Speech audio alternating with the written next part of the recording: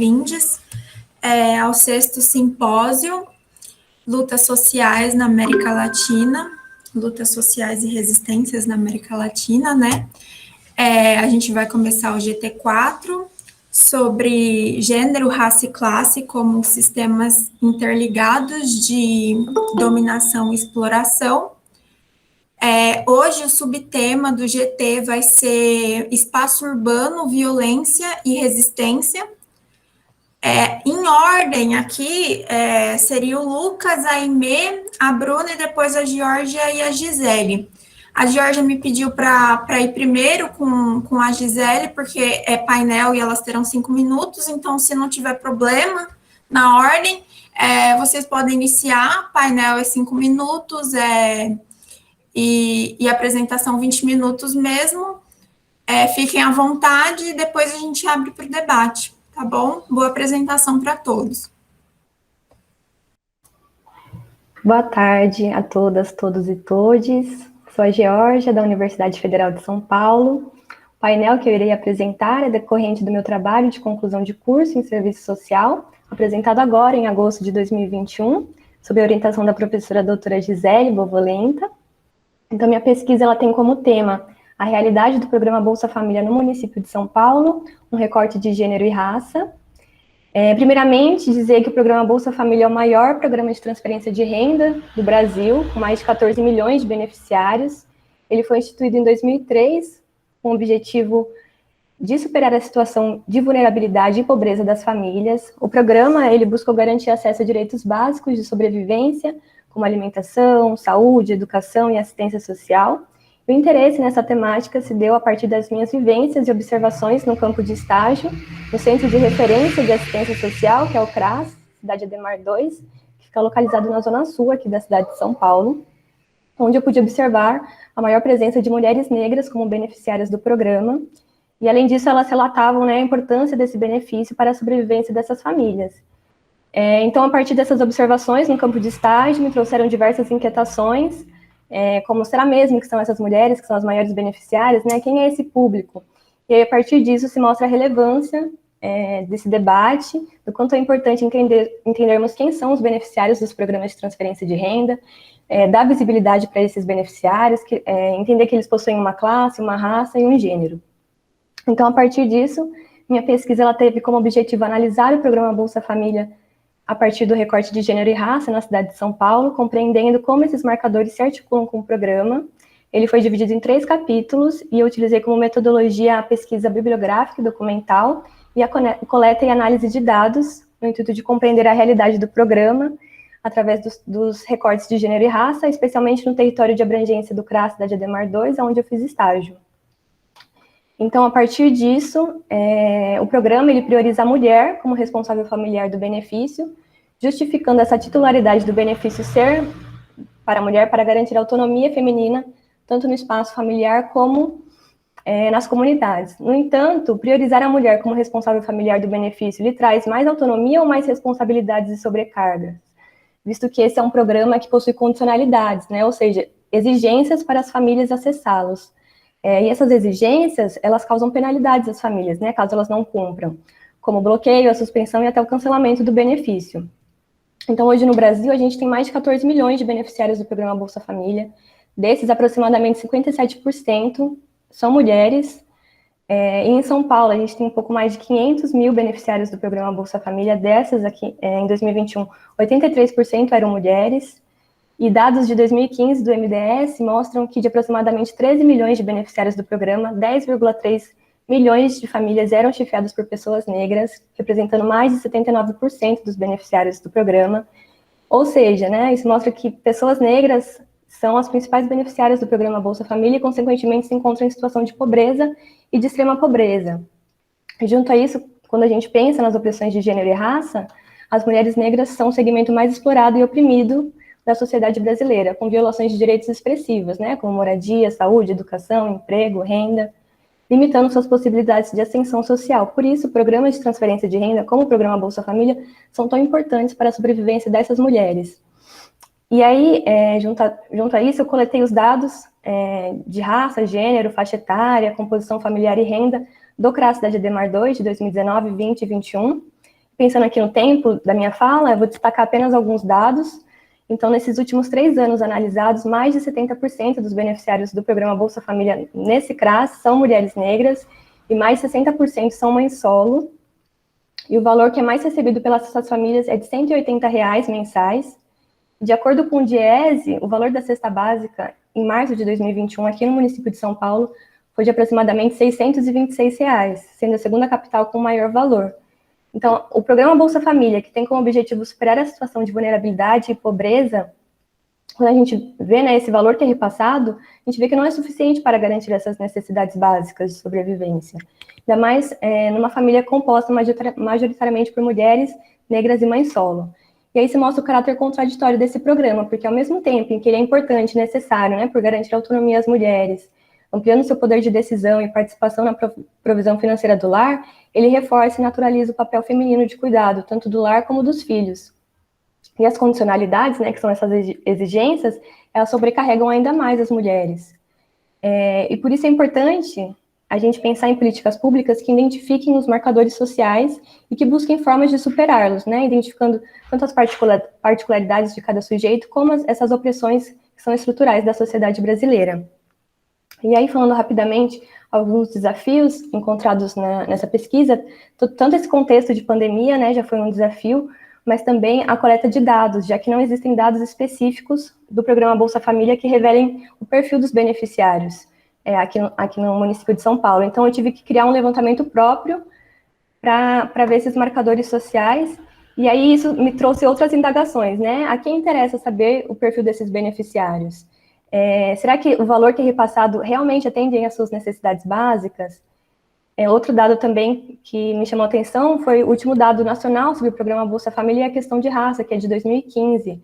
Isso revela o quanto é necessário debatermos ainda raça e racismo na sociedade brasileira, né? E por fim, só queria falar que meu trabalho está disponível no repositório da Unifesp. Se vocês tiverem interesse, posso disponibilizar o link aqui no chat. E é isso, muito obrigada.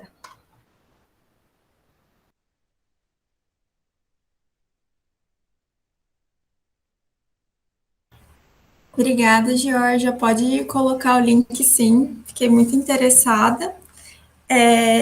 Então, a gente pode seguir a ordem, Lucas, quando se sentir à vontade, tá bom? Tá ok. Boa tarde. Eu vou só pedir permissão para apresentar o meu slide.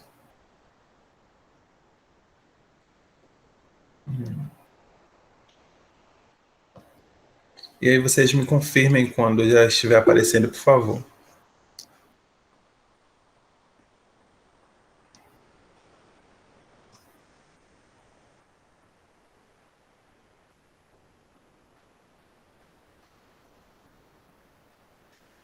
Já está aparecendo, Lucas.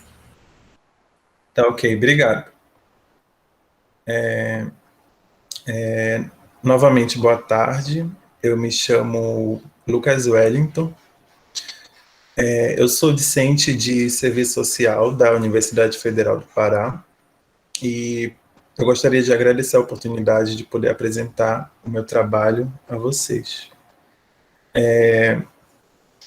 E o tema do meu artigo é a produção do espaço urbano e a opressão, dominação, exploração de sexo e raça e etnia da classe trabalhadora, o direito à cidade em questão. E esse tema, ele surgiu depois que eu li um livro chamado Feminismo, Diversidade Sexual e Serviço Social. E aí, lendo esse livro, me surgiram algumas indagações e como eu estudo, eu participo de um grupo de estudos e pesquisas que trabalha com habitação, direito à cidade. Então, a partir dessa leitura, me surgiram indagações que me fizeram relacionar o tema do livro com o que eu já estudo no grupo de pesquisa, direito à cidade, questão habitacional urbana. E eu inicio introduzindo o artigo fazendo a contextualização sobre o processo de urbanização, situando a partir da Revolução Industrial, do século XIX, e que nesse contexto, é esse contexto que origina a cidade capitalista e os fenômenos que conformam E, nesse sentido, em relação à luta de classes, as contradições de classes, elas são incorporadas a elementos de raça, etnia e sexo. E aqui um parêntese, porque eu me refiro a sexo incluindo gênero e sexualidade. E que no capitalismo, essas dimensões, elas são estruturais, e elas exercem a opressão, a dominação e a exploração da cultura, que é muito diversa. Etnia, como a colega citou anteriormente. E se tratando do direito à cidade, esse direito ele acaba ficando limitado no contexto da luta de classes, restando à classe trabalhadora possibilidades de lutar e romper com os limites impostos pelo capitalismo. E a minha pergunta norteadora é a seguinte, que me guiou pela construção do artigo. Em que medida a produção do espaço urbano ele é atravessado pelo sistema de opressão, dominação, exploração de sexo e raça e etnia da classe trabalhadora? O que implica no direito à cidade da classe trabalhadora. Aí essa foi a minha indagação geral. E a minha hipótese é que o processo de urbanização, a partir da... A minha hipótese é que esses processos, eles acabam interferindo no modo de produção do espaço urbano, de como as pessoas elas vivem em sua cidade. E, bem, em relação à metodologia, eu optei pelo método materialista histórico dialético, método de Marx, e enquanto procedimentos metodológicos, eu optei por realizar um levantamento bibliográfico, procurando materiais, artigos que pudessem me guiar nessa indagação. E o objetivo do artigo, então, é analisar a produção do espaço urbano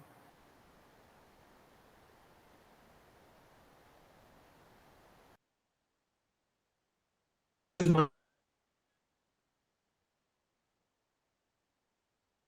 maneira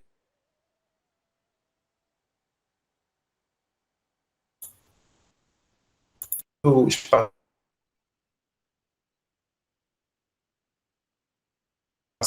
Lucas, e o segundo tópico se você chamado... Oi? quiser desligar a sua câmera para ver se a conexão fica um pouco melhor, porque a sua fala está travando em alguns momentos. Sim, tá ok, então eu vou desligar a câmera, só um momento.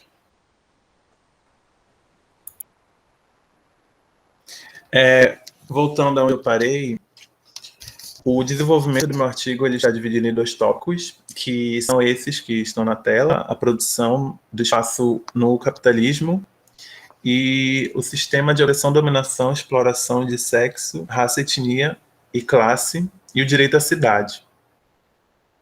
E, bem, o primeiro tópico, que trata da produção do espaço no capitalismo, eu coloquei esse trecho aqui, que quer dizer que a produção do espaço urbano no capitalismo compreende processos que são históricos, que são concretos, são reais e dialéticos, desenvolvidos pelos sujeitos sociais no cotidiano da vida social, pela gente, né? E através das relações que são estruturais e estruturantes do modo de produção capitalista. Ou seja, é um processo social. E aqui eu trago uma citação bem pertinente se tratando da produção do espaço, que diz assim: o espaço urbano capitalista, fragmentado, articulado, reflexo condicionante social, resultado das ações acumuladas através do tempo e engendradas por agentes concretos, e não um mercado invisível ou processos aleatórios, atuando sobre um espaço abstrato. A ação destes agentes é complexa, derivando da dinâmica de acumulação do capital, das necessidades mutáveis de reprodução, das relações de produção e dos conflitos de classe que nela emergem. É uma citação do Roberto Lobato e o livro se chama O Espaço Urbano.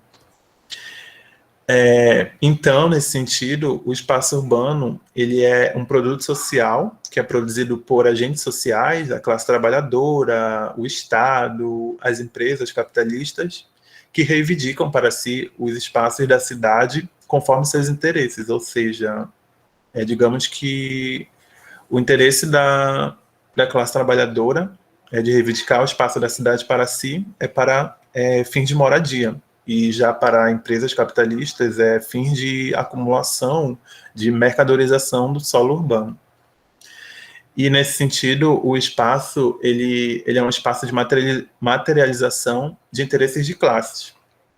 É um espaço não só de interesses das classes, mas também não só materialização não só dos interesses das classes, mas também materialização desses conflitos. E sendo a cidade, portanto, o palco de luta de classes no capitalismo. E então, a produção do espaço no capitalismo, ela não é uma obra do acaso e nem de agentes aleatórios, de pessoas aleatórias, mas é determinada pelas relações sociais do sistema de opressão, dominação e exploração de sexo, raça, etnia, classe, que produz espaços que materializam interesses fundamentais do capitalismo, ou seja, a cidade acaba se tornando esse espaço de conflito, de luta de classes. Basta a gente olhar ao nosso redor de que forma se organiza a classe trabalhadora na cidade e a classe média, a galera um pouco mais da elite. Então, a cidade ela é o espaço de produção e reprodução da segregação socioespacial, dos preconceitos, do racismo, da LGBTfobia, do machismo, da xenofobia e etc. E aí um agente social importante nesse processo ele é o Estado. E o Estado ele é capturado pelos interesses das classes dominantes, mas ele também serve como o mediador dos interesses entre a classe dominante e a classe trabalhadora. E o Estado ele é o agente que organiza o espaço urbano, expressando essa mediação dos interesses. E então, assim, a cidade ela expressa as contradições do sistema de opressão, dominação, exploração de sexo, raça, etnia e classe, porque ela é produzida pelo modo de produção que estrutura esse sistema de dominação, esse sistema que legitima o racismo, os preconceitos em gerais. E aqui eu já trato do segundo tópico, que tem o título de O Sistema de Opressão, Dominação e Exploração de Sexo, Raça, Etnia e Classe, e o Direito à Cidade. Nesse tópico eu procuro fazer a relação desse sistema com o direito à cidade. E esse sistema ele é trabalhado pelas autoras Cisne e Santos, o livro citado no início da apresentação, que foi publicado em 2018. E elas usam esse termo, né, esse sistema de opressão, dominação e exploração, que eu achei bem interessante para relacionar ao direito à cidade. E elas incorporam a exploração de classe dos dois elementos, sexo e raça e etnia. E ao articular tais elementos, a exploração dessa classe, da classe trabalhadora, ela ganha significados diversos. Os sujeitos que compõem a classe trabalhadora não são apenas explorados enquanto classe, mas também, igualmente, são oprimidos e dominados pelo sexo e raça e etnia, observando-se que há uma divisão sexual e racial do trabalho. E aí eu trago uma citação delas aqui, que elas dizem o seguinte, que nesse sentido, classe, raça e sexo são indissociáveis para que possamos fazer análise de qualquer fenômeno social nesta sociedade.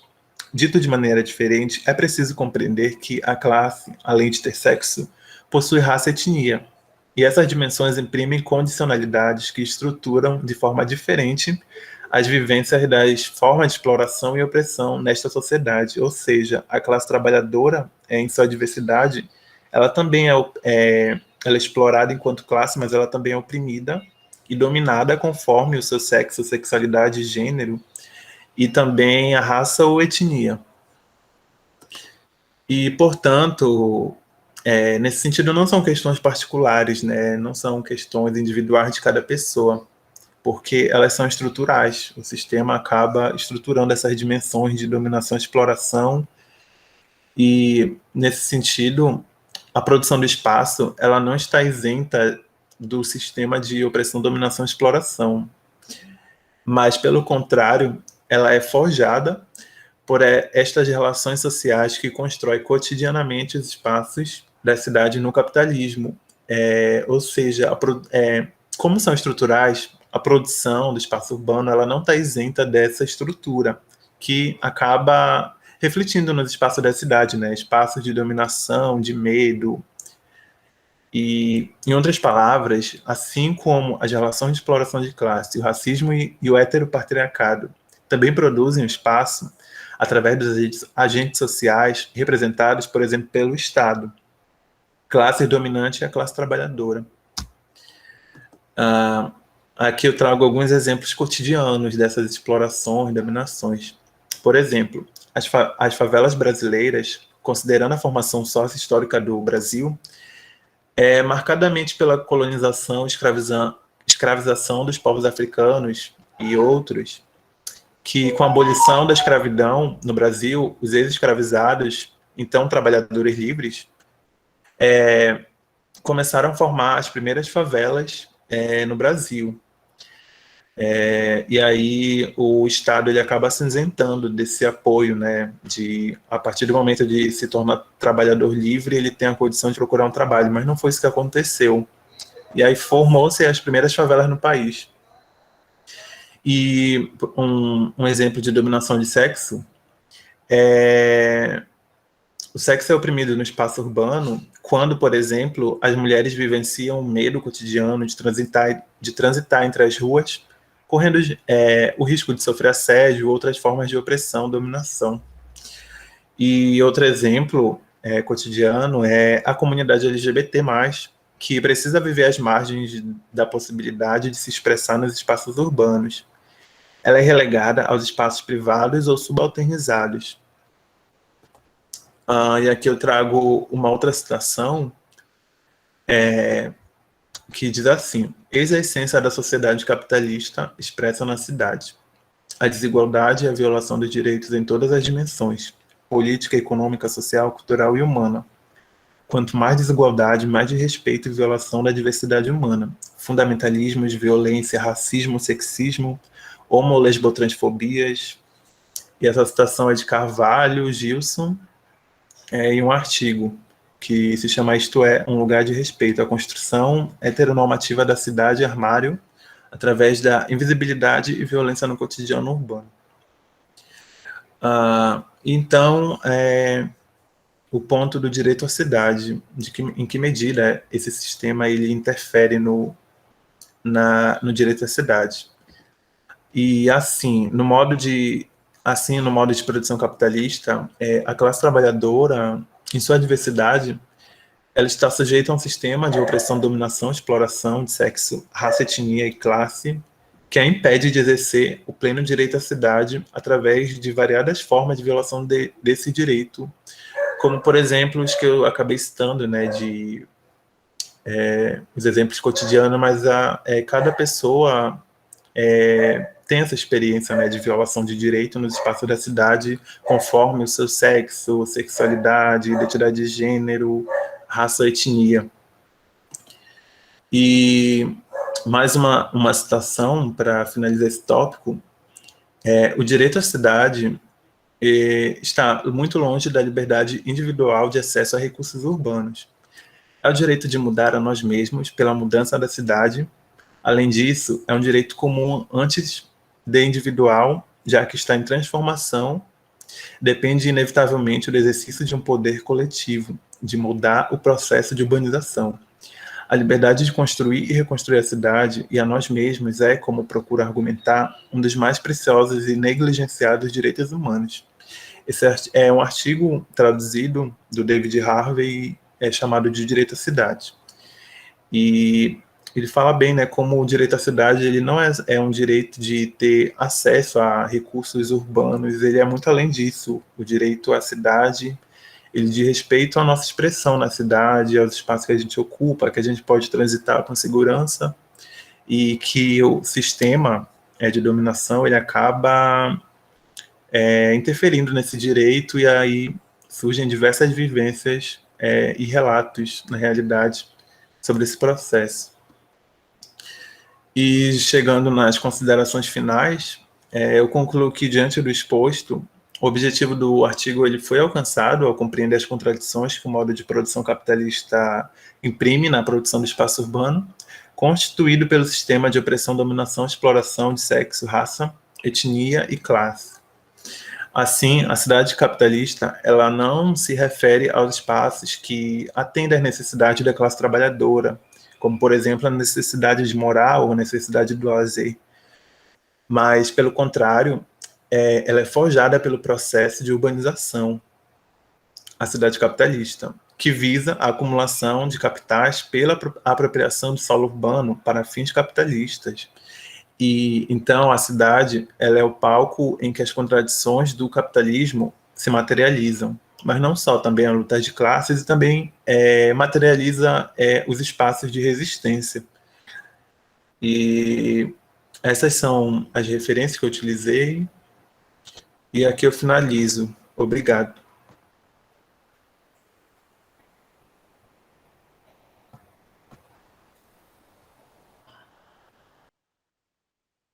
Muito obrigada, Lucas. Então, a próxima é a Aimee. Sinta-se à vontade também. Olá, gente. Vocês estão me ouvindo bem? Tá ótimo. Perfeitamente. Então, qualquer problema, vocês podem sentir à vontade para me interromper aqui. Boa tarde para todo mundo aqui do GT. Hoje eu estou aqui para apresentar meu artigo Cidades Patriarcais e Racistas, as Novas Velhas Formas do Capitalismo Urbano. Meu nome é Aimee, como vocês já sabem, como vocês já viram aqui. Eu sou graduada em Relações Internacionais pela Universidade Federal Fluminense, a UF, no estado do Rio. E eu sou mestre em Desenvolvimento Regional, Ambiente e Políticas Públicas, também pela UF. Eu vou tentar fazer uma apresentação bem objetiva aqui, sucinta, sem deixar de mencionar os principais pontos do meu artigo. Esse artigo, as ideias dele foram extraídas da minha dissertação de mestrado, que eu defendi em outubro do ano passado. Nessa dissertação, eu tentei entender a participação,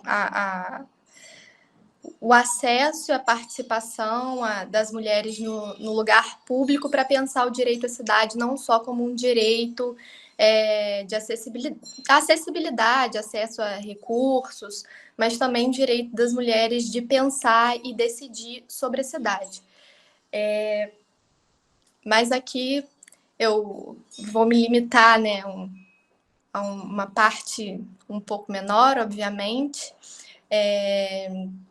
A ideia do artigo foi tratar das vivências e das experiências das mulheres na cidade, na grande cidade contemporânea, na cidade que é moldada pelos preceitos neoliberais, que moldam, né, as dinâmicas da exploração e da dominação.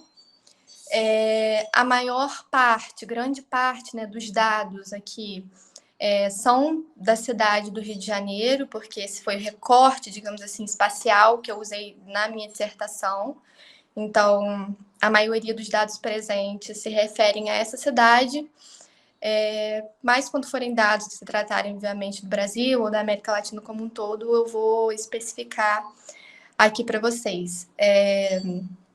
Eu queria mencionar também que, para fazer essa análise, a minha ideia foi transcender teórico e metodologicamente a separação entre o político e o econômico, para localizar cientificamente o gênero e a raça como totalidade, né, do sistema capitalista. Então, a ideia é entender essa teia de relações sociais que conformam o capitalismo enquanto totalidade social. Enfim, seguindo uma linha que entende que, obviamente, antes do capitalismo, a dominação patriarcal, o patriarcado ele já existia, já operava, mas a partir do surgimento do capitalismo, o patriarcado deixou de operar de uma forma autônoma e o capitalismo e o patriarcado passaram a operar de maneira conjunta. Então, pensar as relações sociais que constituem o capitalismo enquanto totalidade. O argumento principal do artigo é que as mulheres elas estão sempre excluídas, quando não estão excluídas, elas estão marginalizadas no espaço público. E às vezes quando a gente fala essa coisa da exclusão, da coisa do público e do privado, óbvio que muita coisa mudou. Hoje as mulheres elas se inserem na esfera produtiva também, mas quando a gente fala sobre isso, não quer dizer necessariamente que todas as mulheres elas estão reclusas ao lar o tempo inteiro, mas que as próprias atividades que elas realizam em outros espaços, fora da esfera privada, estão moldados por essa lógica de função social pré-estabelecida, associada ao caráter da reprodução. Partindo para a primeira parte do artigo, eu primeiro quis fazer uma contextualização da cidade, entender a cidade como essa grande cidade contemporânea neoliberal, como um grande campo de conflitos, que a cidade, ela, ao mesmo tempo, é entendida como um modelo de progresso, de desenvolvimento, né, de modelo a seguir, o cerne da reprodução, da acumulação do capital, e é um espaço onde residem pessoas que estão em condições de vulnerabilidade muito grande, com vidas cada vez mais precarizadas e que também constituem importantes focos, né, de resistência. Então, essa grande cidade contemporânea, ela escancara bastante as desigualdades. E aqui na América Latina, a gente está inserido num modelo de urbanização que é muito particular, que a urbanização ela se deu de forma muito rápida, mas ao mesmo tempo que foi muito rápida, ela foi pouquíssimo planejada. Então, essas particularidades, né, do capitalismo dependente, elas produzem sociabilidades que são historicamente moldadas por uma colonização que ela está enraizada na dominação patriarcal e no racismo estrutural. E isso vai implicar em uma forma patrimonialista de acumulação que vai reverberar nessa urbanização desigual da América Latina. Então, a partir desse contexto que eu me situo para tratar dessas experiências das mulheres quando a gente vai pensar aí em América Latina. Então, no artigo, como eu já disse, eu parto especificamente desse momento de globalização e de neoliberalização da economia e observando, num primeiro momento, a vivência das mulheres na cidade a partir das dinâmicas do mundo do trabalho. Então, eu começo pontuando que as mulheres elas representam, e aí são dados da América Latina como um todo, elas representam a maioria das pessoas desempregadas, sem renda própria, ou uma renda insuficiente, né, para ter um sustento digno, e elas são sobrecarregadas pelo trabalho reprodutivo. E aí, quando eu falo de trabalho reprodutivo, eu falo do trabalho reprodutivo não remunerado, em primeiro lugar, toda essa questão da tripla jornada, as mulheres elas estão trabalhando, toda a esfera produtiva, ainda tem que arcar com as responsabilidades do trabalho reprodutivo, ou também falando do trabalho doméstico que é remunerado, porque esse trabalho doméstico remunerado, ele é fonte de sustento para muitas mulheres na América Latina e principalmente no Brasil.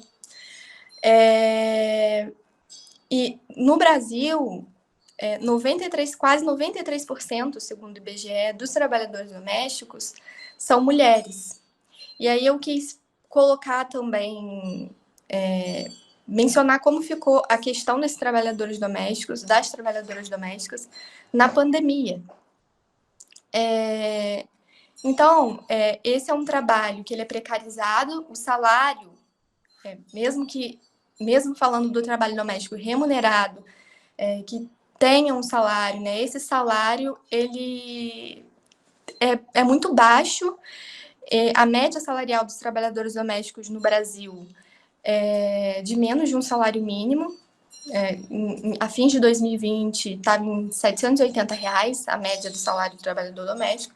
Então, esse salário é um salário que ele não alivia o caráter frustrante e opressivo das tarefas que são realizadas. Então, voltando ao que eu tinha mencionado antes, para desenvolver sobre a questão das domésticas na pandemia, mais de 1 milhão dessas trabalhadoras ficaram desempregadas na pandemia, não só pela questão do medo da contaminação, isso também, mas por causa da redução de despesas, né? Para se reduzir despesas, já que junto com a pandemia a gente vem enfrentando uma crise econômica. Então, muitas continuaram trabalhando também com sobrecarga e sem o afastamento devido, né? Atrelado à garantia de direitos. E essa categoria, segundo a Organização Internacional do Trabalho, a categoria das trabalhadoras domésticas está entre as mais expostas à doença, ao contágio, né? Isso porque tem um contato próximo, né, com as pessoas do local de trabalho e também pela grande necessidade de usar o transporte público. Tanto que a primeira coisa que eu pensei quando eu fui ver esses dados foi na primeira morte por coronavírus que a gente teve aqui no Brasil, que foi de uma trabalhadora doméstica na cidade do Rio de Janeiro, que se infectou, foi infectada pela patroa que estava passando férias na Itália, né? Então, a gente ter essa primeira morte aí foi uma coisa, enfim, bem emblemática, né? E a maioria dessas trabalhadoras domésticas são negras, né, o que demonstra que as dimensões étnico-raciais e de gênero da classe trabalhadora, elas interferem diretamente nas situações de opressão e pobreza. E aí, no artigo, eu também pego uma reflexão da Bell Hooks, que ela fez em um livro dela, que ela fala sobre o momento em que as mulheres brancas passam a reivindicar, né, o direito de sair de casa para trabalhar, não quero mais só ficar em casa, enfim, cuidando do lar. Essa era uma demanda especificamente das mulheres brancas, porque no momento que isso estava acontecendo, as mulheres negras já trabalhavam há muito tempo, enfim, desde a escravidão, a gente pode colocar que as mulheres negras estão inseridas, enfim, no mundo do trabalho e sempre em péssimas condições, sem nenhuma proteção, sem nenhum direito trabalhista. E aí ela continua essa reflexão dizendo que quando as mulheres brancas vão fazer essas demandas, elas se inspiram não nas mulheres negras que já estavam inseridas no mundo do trabalho. Então, por que não se inspirar nessas mulheres? Mas elas se inspiram nos homens brancos, justamente porque esses homens brancos são um referencial de poder econômico. Então, segundo também dados do IBGE do ano de 2018, o salário das mulheres negras, por exemplo, é 44,4% do salário dos homens brancos e o salário das mulheres brancas é quase 76% do salário dos homens brancos. Então, isso, enfim, serve para a gente também ver bastante um pouco dessa diferença. Na segunda parte do artigo, eu já começo a pontuar mais diretamente a lógica da cidade como mercadoria, né? Aí eu começo a mencionar essa coisa da onda da privatização dos serviços públicos, a erosão da regulamentação estatal, predominância das grandes corporações, o capital financeiro, enfim. E aí, nesse cenário, né, os valores de mercado, eles transformam a cidade num produto que alimenta um grande negócio, que é a especulação imobiliária. E aí, esse setor imobiliário, ele vai alterar as dinâmicas urbanas, tanto em termos espaciais, quanto em relação à qualidade de vida da população, né? Porque não tem política social e a cidade é cada vez mais fragmentada e pouco integrada.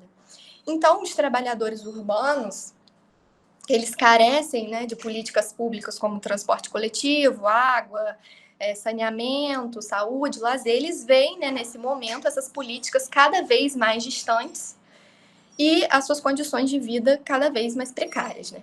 E as mulheres, especificamente, elas sofrem com uma divisão desigual, não só de renda, né, mas também de tempo, já que essas mulheres, elas também estão sobrecarregadas, como eu disse, com o trabalho reprodutivo, e a maioria dessas mulheres negras e trabalhadoras, elas residem em bairros periféricos, né, em zonas suburbanas, que muitas vezes essas zonas nem são consideradas como parte da cidade. Então, elas estão isoladas, né, da infraestrutura urbana, dos principais serviços e bens da cidade, e geralmente elas moram longe do lugar de trabalho. Aí a gente volta àquela coisa da trabalhadora doméstica, né? De ter essa indispensabilidade do transporte público, dela precisar pegar necessariamente o transporte público e estar mais exposta à doença, porque ela mora em um lugar que não é chamado, na chamada zona central. Então, ela tem que pegar o transporte público para acessar esses outros espaços da cidade, para trabalhar, enfim. Então, como eu disse, nesse sentido, né, o transporte público, ele se faz indispensável, mas o gasto com transporte público, falando mais especificamente do ônibus, que é o transporte mais usado no município do Rio de Janeiro, o gasto com passagem de ônibus compromete mais de 1/3 da renda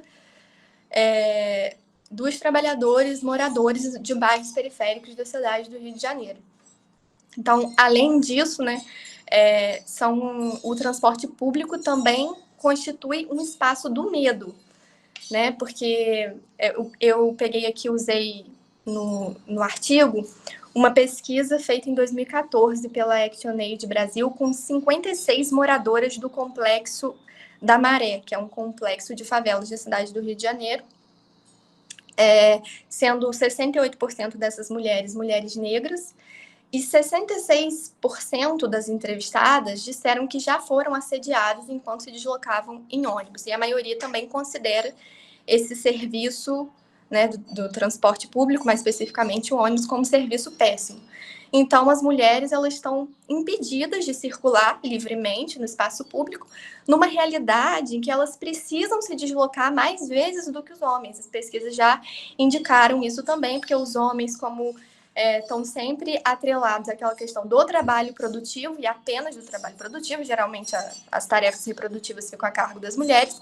Então, como a vida do homem é o trabalho e a casa, ele faz, mesmo que ele use o transporte público, ele faz uma rota mais linear entre casa e trabalho todo dia. Então, as mulheres, sejam as que trabalham na esfera produtiva ou não, elas tendem a fazer o maior número de deslocamentos por causa das tarefas que estão associadas ao trabalho reprodutivo. Como, por exemplo, levar e buscar os filhos na escola, ir ao mercado comprar comida, etc. Então, elas estão vivendo essa realidade de estarem impedidas de circular livremente no espaço público, quando são elas as que mais precisam, né? Que fazem as maiores viagens, a maior quantidade de trajetos, enfim. E aí, partindo um pouco mais para finalizar, para as conclusões do trabalho, as mulheres, então, elas estão diante de consequências que se desenrolam a partir de funções desempenhadas tanto no espaço privado quanto no espaço público, né? A responsabilidade, né, pela esfera da reprodução faz com que as mulheres sejam as que mais sofrem com a precariedade ou até a inexistência de serviços essenciais, e também com a falta de moradia ou com a inadequação das condições dessa moradia. E no lugar público, elas são a maioria no trabalho informal e precarizado, né, sem direitos trabalhistas e ocupando funções que são subvalorizadas. Então, mesmo quando as mulheres, quando elas não estão excluídas, né, o argumento que eu falei lá no início, quando elas não estão excluídas, elas estão sempre, na maioria das vezes, obviamente, principalmente as mulheres negras e trabalhadoras, em situação de marginalização. Então, essa cidade, né, que é fundamentada nos valores neoliberais, ela é sentida de forma diferente por cada grupo social. Mulheres, homens, negros, brancos, ricos, pobres. Então, ela não pode ser vista, né, obviamente, de uma maneira neutra e generalista, porque ela está sempre operando de acordo com essas estruturas de dominação e exploração. Então, para terminar, esse artigo ele sugere que, a partir dessa necessidade real, concreta de viver e sobreviver nas cidades, que devem surgir as políticas de resistência e a reivindicação pelo direito à cidade, que precisa ser tomado pelo movimento político em função das demandas sociais. É isso, gente. Obrigada.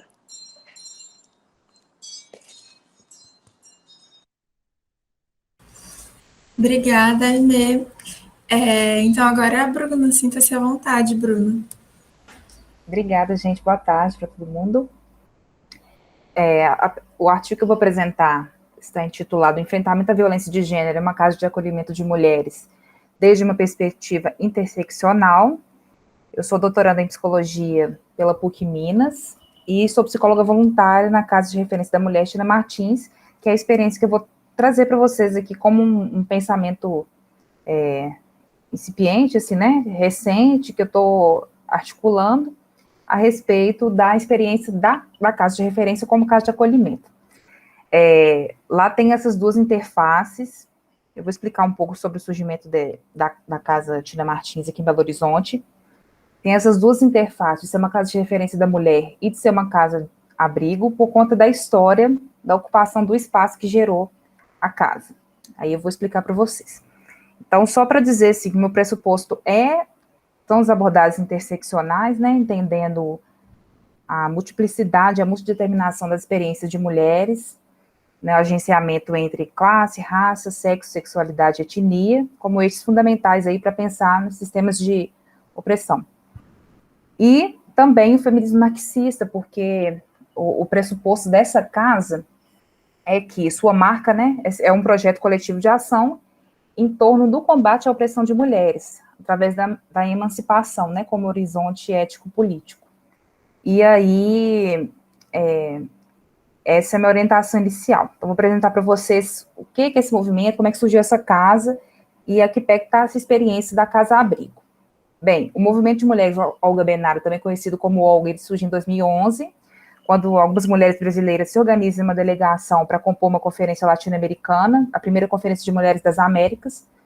O movimento é em homenagem a Olga, o nome do movimento é em homenagem a Olga Benário, né, que foi uma militante socialista de grande prestígio, é uma inspiração para esse movimento, e com base no legado da Olga Benário, e buscando avançar nesse sentido, que surge o movimento Olga para se organizar junto a mulheres trabalhadoras, jovens, mães, negras, com o objetivo de lutar pela libertação da mulher, através do enfrentamento ao sistema patriarcal, racista, classista. Então, esse tripé, gênero, classe e raça, acaba sendo o ponto de partida do movimento social, que se põe a lutar contra a violência estrutural contra as mulheres, onde quer que eles estejam, né? Então, vou destacar aqui as experiências de casas-abrigo que foram surgindo através do movimento Olga. Então, em 2016, o movimento Olga Benário, ele realiza 3 ocupações que foram fundamentais nesse aspecto, para poder chamar a atenção de municípios brasileiros para a realidade de mulheres vítimas de violência. Então, em 2016, em Belo Horizonte, surge a ocupação Tina Martins, que se tornou a casa de referência da mulher Tina Martins, que é onde eu atuo como voluntária. E em Porto Alegre, no mesmo ano, a ocupação de mulheres Mirabal, que se tornou a casa de referência das mulheres Mirabal. Em Mauá, em 2017, surgiu a ocupação Helerina Preta, que se tornou a casa de referência para mulheres Helerina Preta. E em Belo Horizonte, além da casa Tina Martins, nós temos a creche Tia Carminha, que é administrada pelo movimento e é dentro da ocupação Eliane Silva, no Barreiro. E aí eu destaco aqui a fala de Tomás e Assis, de 2018, que eles avaliam a atuação dos movimentos sociais não como uma desresponsabilização estatal, né, que é uma crítica que pode aparecer para os movimentos sociais, mas, contrariamente, o modo de estabelecer uma gestão compartilhada, ao mesmo tempo que com a participação nas redes das políticas públicas, nas assembleias, nas audiências, convocando aí a presença do Estado frente às demandas dessas mulheres, né, que o movimento social atua ativamente, assim, cotidianamente. E aí, para poder dizer, né, que realidade é essa que Belo Horizonte enfrenta? Bem, inicialmente, para contextualizar, a política de abrigamento de mulheres vítimas de violência, ela foi formalizada em 2011, através das diretrizes nacionais de abrigamento às mulheres em situação de violência, e a Casa Abrigo é um dos dispositivos da rede socioassistencial de enfrentamento à violência contra mulheres, né? E a política de enfrentamento à violência contra mulheres, ela já parte também de uma articulação interseccional, na medida em que lá, como está no documento, destaca o fenômeno da violência contra as mulheres no Brasil como tendo raízes históricos culturais, sendo permeados por questões étnico-raciais, de classe e geração. E qual que é o papel da Casa-Abrigo nessa rede? A Casa-Abrigo, para muitas mulheres, é o primeiro espaço que elas podem tratar abertamente sobre a experiência como vítima de violência, reconhecendo o encontro entre essas questões, né, étnico-raciais, de classe de gênero, na própria história. Então, o que acontece? Muitas mulheres chegam na Casa Tina, hoje, com um enfraquecimento de suas redes de apoio, de família extensa, um baixo apoio institucional das próprias redes, por um desconhecimento, muitas vezes, não sabe quem procurar, e aí chega para mulheres através de indicações mesmo, mulheres que compõem o movimento Olga e que estão lá gerenciando a casa. São pessoas que chegam com essa multiplicidade de questões, ausência de moradia, renda precária, e muitas vezes se culpando pela situação de violência.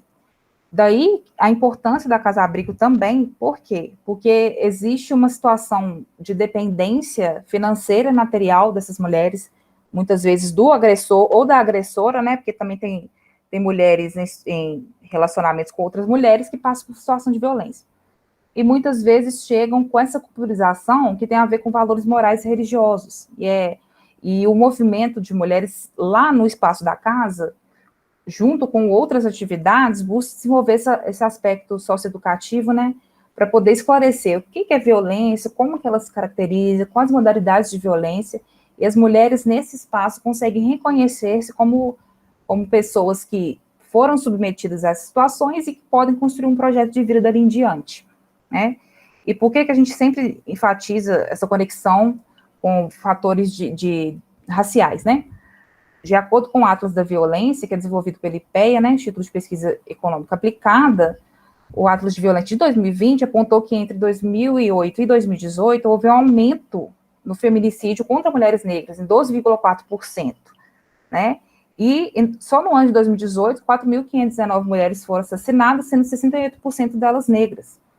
E, então, assim, o fato de grande parte de mortes acontecerem, inclusive dentro da casa, dentro do âmbito doméstico, é um aspecto que nos chama atenção para essa outra intersecção, que é a moradia, que aparece no fenômeno da violência, né? Então, o fenômeno do abrigamento, a política de abrigamento do Brasil, ela responde a uma realidade concreta, social, de várias mulheres brasileiras, né? E precisa ser fortalecido. Daí que a Casa Tina Martins, ela se encaminha aí para essa experiência de composição junto com essa rede em Belo Horizonte. Qual que é a realidade de Belo Horizonte hoje? Belo Horizonte tem uma casa de acolhimento de mulheres vítimas de violência, que faz parte de um consórcio intermunicipal de, se não me engano, 11 municípios, né, incluindo Belo Horizonte, Betim, Contagem, Sabará, Itabirito, Lagoa Santa, Nova Lima, Raposo, Santa Luzia, Ribeirão das Neves e Nova Serrana, conhecido como Consórcio Mulheres das Gerais, e eles não recebem demandas espontâneas de acolhimento, apenas encaminhamentos da rede socioassistencial, por exemplo, encaminhamentos do CRAS, do CREAS, né, e a mulher pode permanecer ali com seus filhos menores de 16 anos até 90 dias na situação de acolhimento. E temos o Centro Especializado de Atendimento à Mulher Bem-vinda, que também não realiza abrigamentos, aliás, também não realiza abrigamentos, apenas orientações e atendimentos jurídicos, psicossociais, socioassistenciais. Então, uma unidade de abrigamento em Belo Horizonte, ela não consegue sequer atender a demanda do município, né, e muito menos da realidade do estado de Minas Gerais, que acaba respondendo a isso. E eu citei 11 municípios, né, não são todos que compõem a esse consórcio. Então, isso é muito agravante, porque, como eu disse, um dos fatores mais fortes que leva a mulher a permanecer em um relacionamento violento e abusivo é não ter um local para onde ir, seja na família extensa ou na rede social de apoio, né, amigos, enfim. Então, a Casa Tina Martins, ela expressa claramente para mim, né, estando lá dentro, começando a somar esse movimento, um enfrentamento contra-hegemônico a essa lógica estatal de assistência, que acaba sendo precarizada, embora já dê uma resposta para esse fenômeno, mas ainda está bem precária, e acaba evidenciando o papel da sociedade civil, dos movimentos sociais, para poder ler essa realidade e responder a ela também, a enfrentá-la. É um espaço em que ele surge de uma ocupação, né, de um ato político em 2016 e começa a receber demandas de acolhimento, por isso ele se tornou também uma casa-abrigo. Mas lá é ofertado assistência psicológica e jurídica e também coisas de geração, espaços de geração de renda, tem uma feira, né, que é autogerida lá, então mulheres de diversos lugares, sejam as acolhidas ou não, participam para poder gerar renda para o espaço, levantar fundos, né, para a vida cotidiana, porque é tudo autogerido mesmo, e também tem atividades culturais e de formação para esse entendimento das situações de violência, né, como eu enfatizei. Então, eu até destaco aqui uma fala da Mila Cisne, né, ela diz: acreditamos que a identificação de focos de resistência e de sujeitos políticos coletivos contrários ao capitalismo, ao racismo e ao patriarcado é um fecundo meio para percebermos a existência de aliados políticos que oxigenam a nossa luta pela emancipação humana. Então, o Olga, a base do movimento é o trabalho voluntário, o voluntariado, e a gente vê também aí um enfrentamento contra essa lógica hegemônica produtivista, né, porque é um trabalho sustentado na coletividade, na partilha, e, enfim, tem problemas também relacionados a isso, porque o voluntariado acaba que faz um contraponto a um trabalho institucionalizado, igual nós temos no Bem-vinda, né, porque aí tem uma garantia de atendimento, porque senão, por exemplo, se não tiver psicólogos voluntários, se não tiver advogados voluntários, o movimento não acontece. Então, acaba que isso pode ser um aspecto aí a ser pensado, né, a longo prazo, que eu acho que uma das lutas em parte, institucionalizar o movimento para se tornar referência, mas ele já compõe a rede, então já enfrenta essa realidade concretamente. Eu destaco também essa dimensão socioeducativa, né, esse trabalho socioeducativo junto às mulheres como fundamental, porque é um trabalho que permite às mulheres se identificarem, construir suas identidades raciais, mesmo identidades de gênero, que acaba fortalecendo sua perspectiva de autonomia, que é o principal trabalho, né? Como que a gente fortalece a autonomia, a dimensão da autonomia dessas mulheres, para que elas possam conseguir construir projetos de vida, apesar da violência que elas sofreram, e entendendo essa violência que elas sofreram, né? Então, e esse trabalho de base, ele tem uma influência aí da metodologia freiriana, né? Porque a metodologia freiriana destaca o conhecimento crítico acerca da própria realidade vivida. Então, eu vejo essa preocupação da emergência de uma consciência crítica, né, ao entendimento dos fatos, das vivências, como um aspecto muito interessante desse movimento, do movimento Olga, junto à atuação das mulheres. E a gente não tem ainda dados sistematizados do acolhimento, mas lá recebe mulheres como eu disse, assim, mulheres de diversas origens, mas a maioria das mulheres que aparecem lá são mulheres negras, mulheres pobres, mulheres com 2 ou mais filhos, né? Temos também mulheres que não são contempladas por outros equipamentos da rede Belo Horizonte, como mulheres trans e mulheres que estão em relacionamentos, né, homoafetivos, por exemplo, né, que não tem espaço de acolhimento específico, e lá acaba contemplando essa diversidade. Então, isso é muito interessante, porque é uma forma da gente aí, inclusive, dar visibilidade para espaços específicos, né, para as lutas que vão se transversalizando no cotidiano. E, para tentar fechar minha fala aqui, então, o enfrentamento a essa ideologia patriarcal, racista e classista é um dos pilares da luta feminista, como destaca Mila Cisne. E se dá pela tomada de consciência da exploração e subordinação das mulheres. Então, eu vejo nesse trabalho da Casa Tina um modo efetivo de sustentar uma ação política crítica acerca da violência sofrida por mulheres, sejam elas amorosas, familiares ou institucionais, né? E a gente reconhece a importância do movimento se institucionalizar, mas, ao mesmo tempo, não que essa força do movimento social não seja totalmente capturada pelo Estado, para que elas possam sempre estar colocando coisas para o Estado, né? O movimento social movimenta o Estado, movimenta o olhar do Estado sobre os contextos. Então, é muito importante manter essas duas dimensões e direções no trabalho cotidiano. E uma coisa que eu acho importante também, que essa reflexão me fez pensar, é sobre a política de habitação, que está muito distante ainda dessas mulheres, né? Hoje, assim, quando eu falo hoje, 2021 mesmo, a prefeitura tem começado a discutir uma articulação entre o Programa Municipal de Assentamento PROAS e a Companhia Urbanizadora de Habitação de Belo Horizonte, Orbel, para que as mulheres atendidas pelo Bem-vinda possam ser contempladas aí, quem sabe, num programa Bolsa Moradia, para receber um valor de aluguel, ou mesmo um assentamento, né? Tendo direito aí a uma moradia através da UBEL. Mas mesmo assim, é só vinculada ao Bem-vinda, porque ele é um centro de referência do município. Então, esse problema da institucionalidade é uma questão que fica para nós.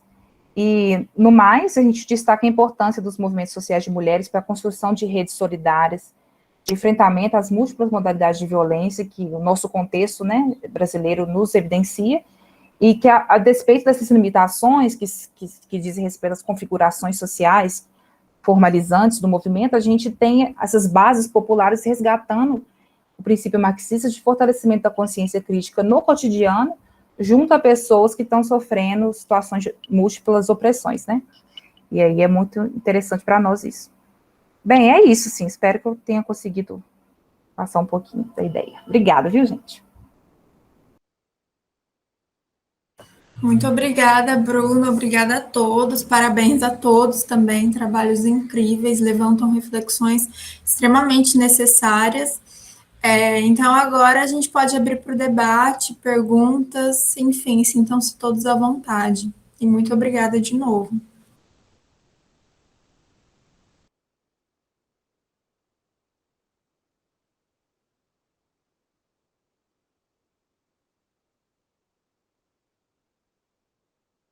À vontade, Tainara.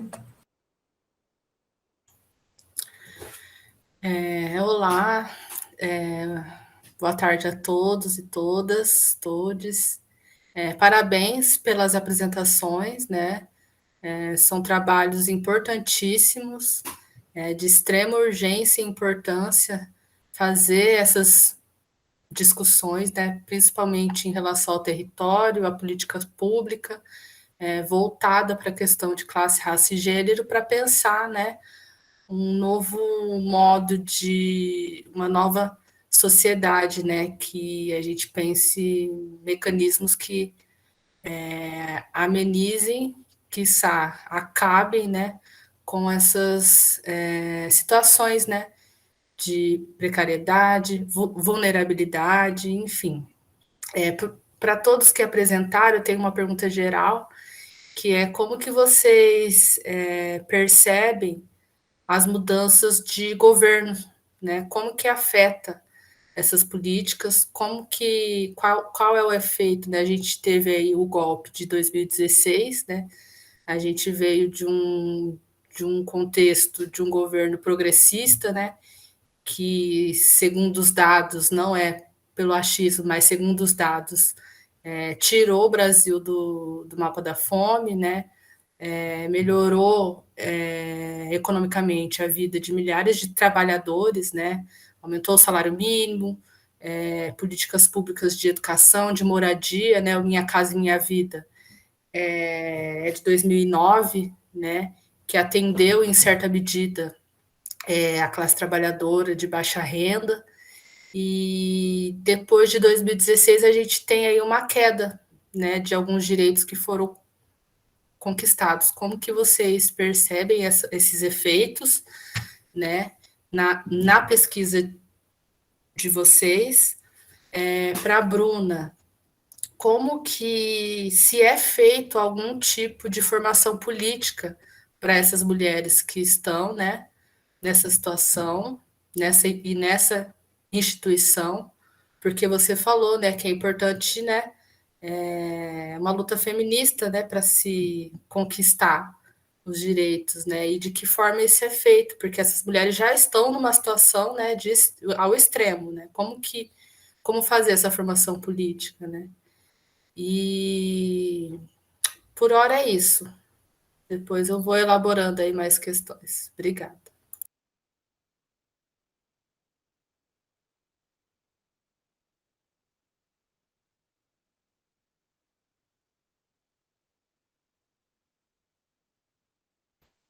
Posso começar respondendo? Então, como percebe as mudanças do governo?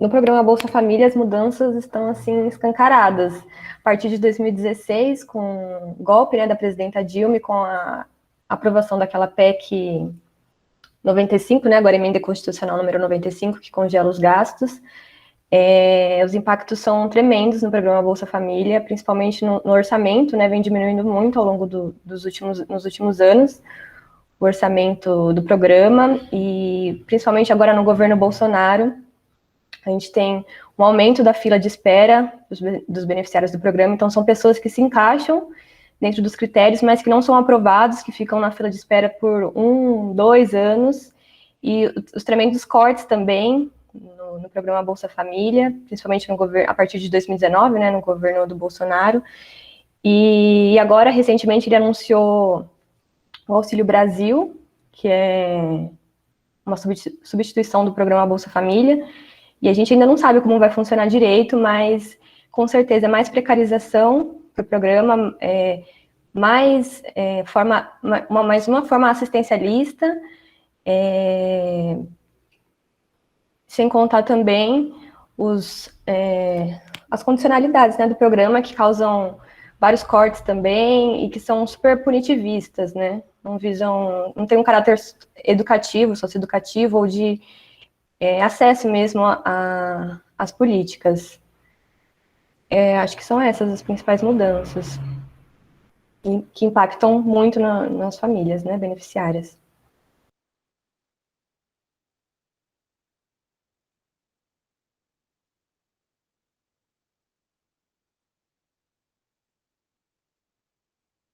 Bem, vou falar também sobre isso, assim, o caso da Casa Tina, né, tem uma transversalização das políticas federal, estadual e municipal, e aí fica muito complexo, e a gente vê que as iniciativas acabam sendo vinculadas a governo ou gestões, né, e ficam paralisadas, igual as grandes diretrizes que tem aí para abrigamento foi em 2011, né, então foi o último grande documento aí de orientação de norte.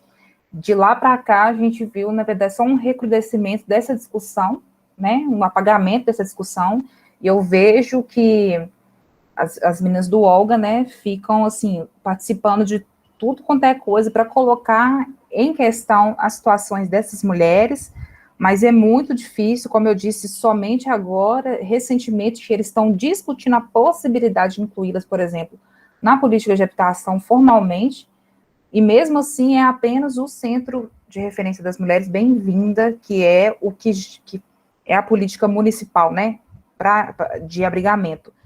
E acaba que a Casa Tina fica um pouco fora e lutando para poder ser reconhecida institucionalmente, embora já receba demanda. Ela já recebe encaminhamento direto da rede, né?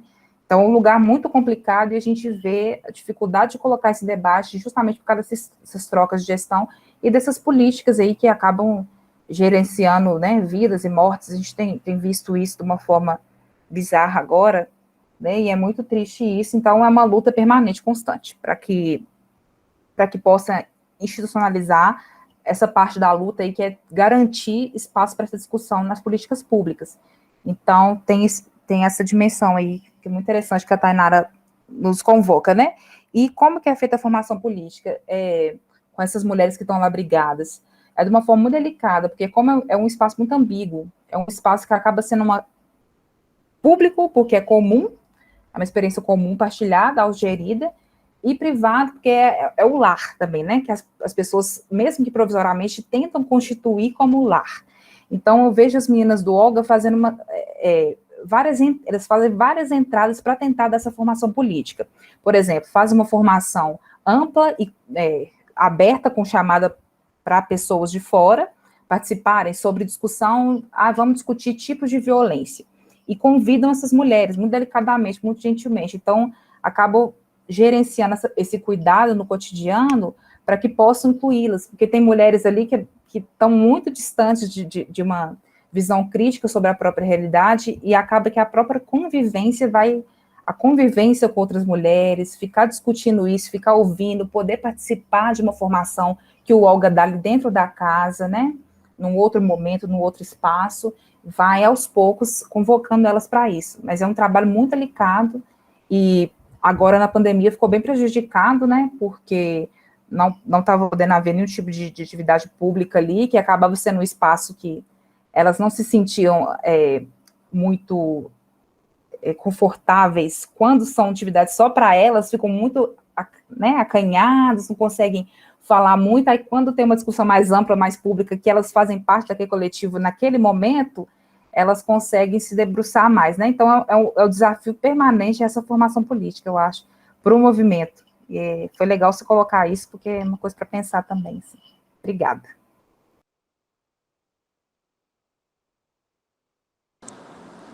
Bom, eu posso responder agora, se estiver tudo bem para todo mundo. Enfim, pensando um pouco, né, na área que eu pesquiso, na questão urbana e dessa interlocução que eu faço entre a questão do trabalho e a produção da cidade, eu penso também muito na questão do trabalho associado à moradia, quando eu vou pensar nessa coisa da mudança de governo e do cenário que a gente está vivendo agora, que também não dá para deixar de pensar na questão da pandemia, né, que escancarou mais ainda todas as desigualdades que já existiam, mas que a pandemia escancarou ainda mais. E uma coisa que foi muito emblemática para mim nesse sentido, nessa questão do atual governo e nesse momento de pandemia, e que eu acho que casa muito com a sua pergunta, é a questão da moradia e das desapropriações, né? De como um caso muito passou muito na mídia, não sei se vocês acompanharam, do governador de Brasília. Muitas famílias, né, foram expulsas, né, de suas casas, suas ocupações nesse momento da pandemia.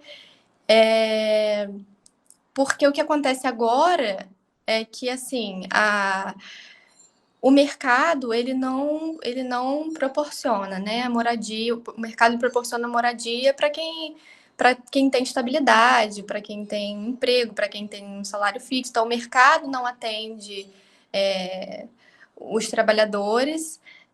Os aluguéis estão cada vez mais caros, muitas vezes as pessoas não negociam, né, não fazem as negociações para negociar o valor do aluguel, e as pessoas elas precisam de uma casa para morar. Né, para viver, as pessoas precisam de uma casa para morar, precisam de moradia. Então, os preços aumentam, não só os preços, como também a tarifa de energia, da conta de luz, bandeira vermelha, altíssima. Então, as pessoas não têm como pagar para morar. Então, os despejos eles estão aumentando na pandemia, as pessoas não têm como pagar um lugar para morar, e muitas vezes famílias ficam nas ruas ou recorrem às ocupações. As ocupações têm crescido muito nesse momento da pandemia por causa desse despejo, porque o mercado ele não atende essas pessoas e porque não existe política social adequada de habitação. E morar sendo um direito humano que é completamente negligenciado, enfim. Então, como eu falei, em Brasília, por exemplo, chegou a sair no projeto de lei para impedir que as pessoas fossem impedir despejos na pandemia, chegou a passar pelo Senado, pela Câmara, mas o presidente vetou, né? Então, se eu não me engano, mais de 15 mil famílias já foram despejadas na pandemia. E mais de 85 mil correm risco de serem despejados. Então, quando eu penso nessa questão de mudança de governo e de crise urbana, eu penso muito nessa questão da moradia e como isso está se desenrolando de maneira negativa agora na pandemia. E como isso está sendo negligenciado, né? O que é um absurdo. Em Brasília, no pico da pandemia, lá para março, abril, mais ou menos nessa época, com quase 100% dos leitos ocupados. Em Brasília, o governador de Brasília despejou não sei quantas mil famílias com base, não sei quantas famílias a partir de violência policial, uma coisa terrível, assim, sendo que muitas pessoas de classes mais altas, da elite de Brasília, moram de maneira irregular, de forma irregular em Brasília, mas não é isso que interessa, né? Não é isso que interessa resolver. Você quer resolver. Acho que ele disse que não ia permitir que a cidade de Brasília virasse uma grande favela. Então, assim, quando vou pensar nessa questão do governo, eu vejo muito isso, que é a coisa que eu falo também no meu artigo, da questão de falta de política social, inclusive aí passando por essa questão da moradia, onde cada vez mais pessoas têm sido despejadas em meio a esse momento agora.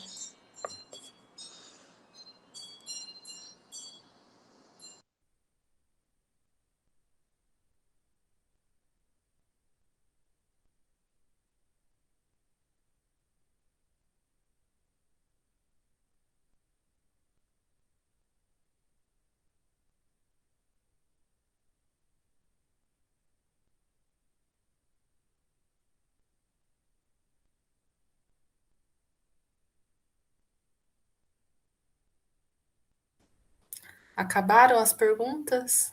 Ninguém mais? Lucas, tá tudo bem aí? Sim, assim, sobre a pergunta que tu fizesse sobre como o contexto dos governos, eles interferem na questão do meu trabalho, sobre o que eu escrevi. Eu não trabalhei muito com dados, foi mais uma reflexão teórica, mas a influência, ela é direta, né? Tipo, dependendo de qual governo, do tipo, um mais progressista, outra mais neoliberal, como o de atual, isso interfere também na produção do espaço, no próprio sentimento de segurança da classe trabalhadora nos espaços da cidade, né? Por exemplo, no atual contexto, sentimento de medo para, assim, no geral da classe trabalhadora, né? Para as mulheres, para a população LGBT+, enfim, população negra, é nessa medida que interfere, que eu vejo no meu trabalho.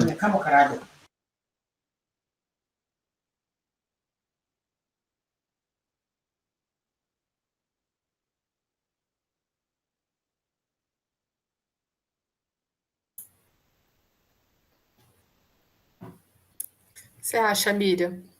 Encerramos? Se ninguém quiser mais comentar nada, acho que sim, Acho que é legal fazer o convite para a mesa, né? com certeza. Hoje vai ser às 19h. 19h30. Para quem estiver acompanhando o simpósio.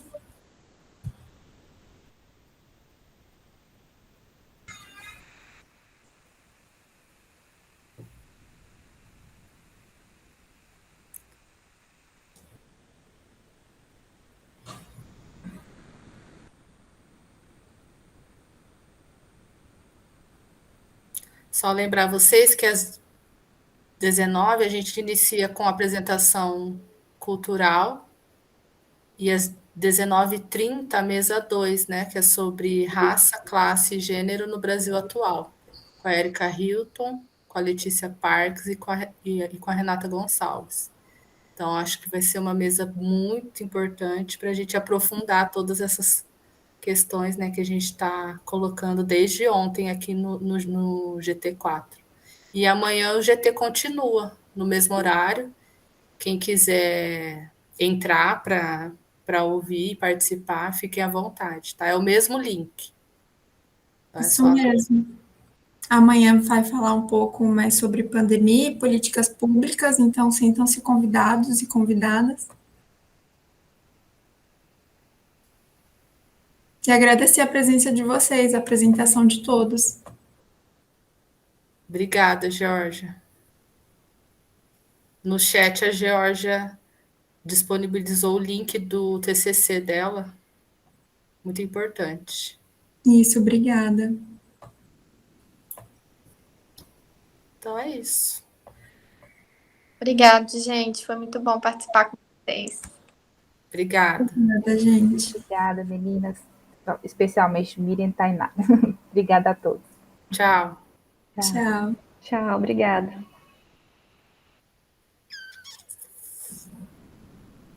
Certo. Você encerra aí, Miriam, a gravação? Vou sair. Tchau. Tchau, beijo. Beijo.